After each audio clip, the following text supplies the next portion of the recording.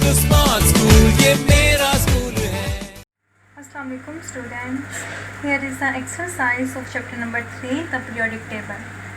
Multiple choice question. आपको एक statement दी गई है, साथ में 4 ऑप्शन बताए गए हैं। जो ऑप्शन आपको ठीक लगता है उसको आपने सर्कल करना है। ठीक है। Statement 1, an element is made up of only one type of atom. ठीक है। एटम एलिमेंट कैसे बनता है? जिसमें एक जैसे एटम प्रेजेंट हो। Statement 2, what is the chemical symbol for iron? Iron का केमिकल सिंबल फेरस। ठीक है, सॉरी फेरम, जो इसके ग्रीक वर्ड से ड्राइव हुआ था, आई थिंक सॉरी उसके लैटिन नेम से ड्राइव हुआ था फेरम। ठीक है। Statement 3, all atoms are thought to be made up of a nucleus surrounded by a cloud of, मतलब जितनी भी एटम्स हैं उसके to be made up of nucleus से बने हैं, surrounded by a cloud, nucleus और साथ में उनके इर्द गिर्द क्लाउड में कौन होता है? इलेक्ट्रॉन्स। ठीक है, क्योंकि प्रोटॉन्स और न्यूट्रॉन्स तो न्यूक्लियस में होते हैं और इलेक्ट्रॉन उसके सराउंडेड में होते हैं। ठीक है, तो right answer is electrons. Statement number 4, hydrogen is the simplest atom because it contain 1 electron and 1 proton. ठीक है, 1 electron and 1 proton.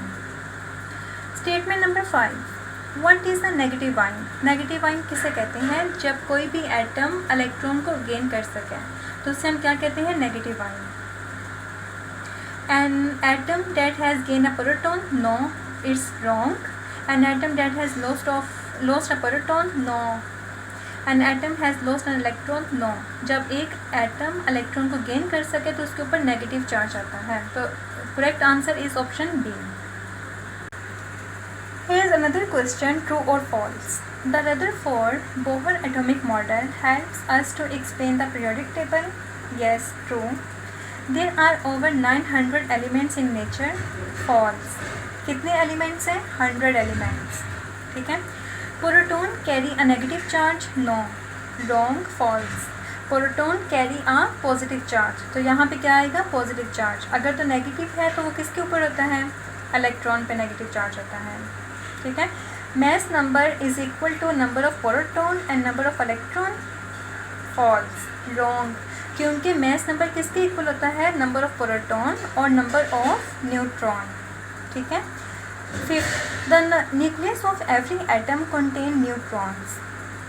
Her atom के न्यूक्लियस में न्यूट्रॉन और प्रोटॉन प्रेजेंट होते हैं। Here is true. Here is question number 3, which of the following statement are true for elements and which are true for compounds? आपने elements और compounds का बताना है। Statement 1, they contain only one kind of atom. Elements, क्योंकि elements में एक ही तरह के एटम प्रेजेंट होते हैं। अगर तो different types of atoms present होंगे तो वो कंपाउंड बना देंगे। तो यहाँ बात हो रही है only one kind of atom, this one is element. They can't be broken down into simpler substances. Elements, क्योंकि एलिमेंट्स को हम फर्दर ब्रेक नहीं कर सकते। They can be broken down into simpler substances. Compound को हम ब्रेक कर सकते हैं। ठीक है। Fourth statement, they consist of different atoms in fix proportion. Different atoms होते हैं लेकिन उनकी प्रोपोर्शन फिक्स होती है। Here is compound. They are made up of atoms with the same number of proton. Atom से मिलकर बनती हैं और नंबर ऑफ प्रोटॉन सेम होते हैं। Here is element. ठीक है। Statement 6, they are represented by formula.